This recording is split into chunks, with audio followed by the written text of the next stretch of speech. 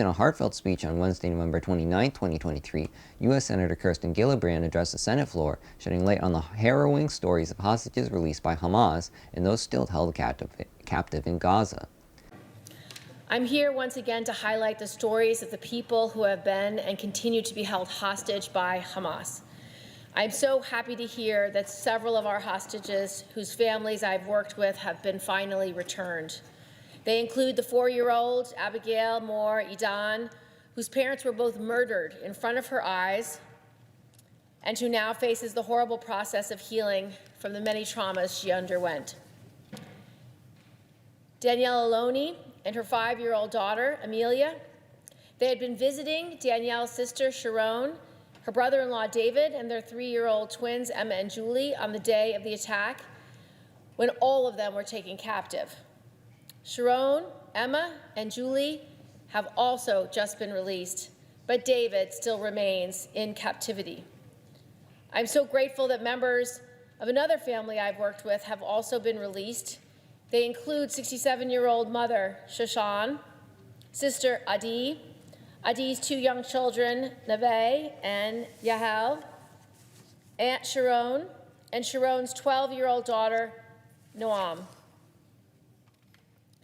It has been heartening to see these families reunited with their loved ones, to see the joy and the indescribable relief, and I'm grateful to the Biden administration for making these reunions possible.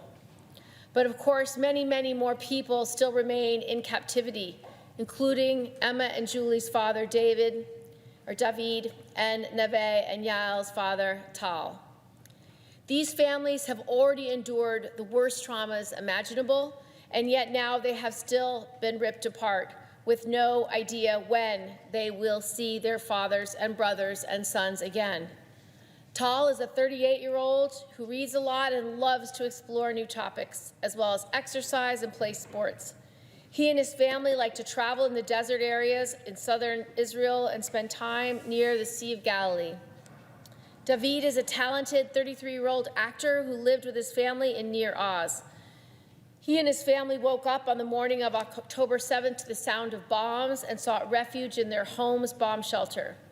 But when Hamas set fire to their house, the shelter filled with smoke and forced them out to meet the terrorists. His American family last saw him in a video shared by Hamas where he can be seen in the back of a truck with Sharon and one of the twins. A survivor who was able to escape says she spoke briefly with him and that he said to her, "I know that I left the safe room with 2 babies and now I have only 1.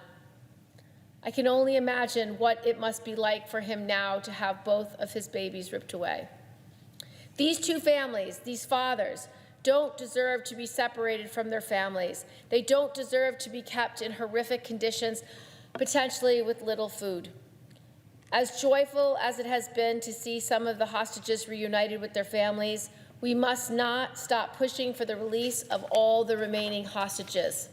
I will continue to work with our families and with the Biden administration to advocate for these individuals, and I will not rest until we get every hostage, including the 9 Americans, home. I yield the floor. Highlighting her collaboration with affected families, Senator Gillibrand acknowledged Hamas' recent releases, but stressed the imperative to persist in advocating for the freedom of all hostages. Her call for continued efforts resonated across party lines as she emphasized the importance of international pressure to secure the release of those still in captivity. The senator's emotional plea underscored the human toll of the conflict, urging a collective commitment to humanitarian principles. Gillibrand's stance echoes a bipartisan sentiment within the Senate, signaling a united front on the issue of hostage release. As discussions on the situation in Gaza unfold, Senator Gillibrand's speech serves as a poignant reminder of the ongoing challenges and the necessity for diplomatic initiatives to ensure the safety and freedom of all hostages.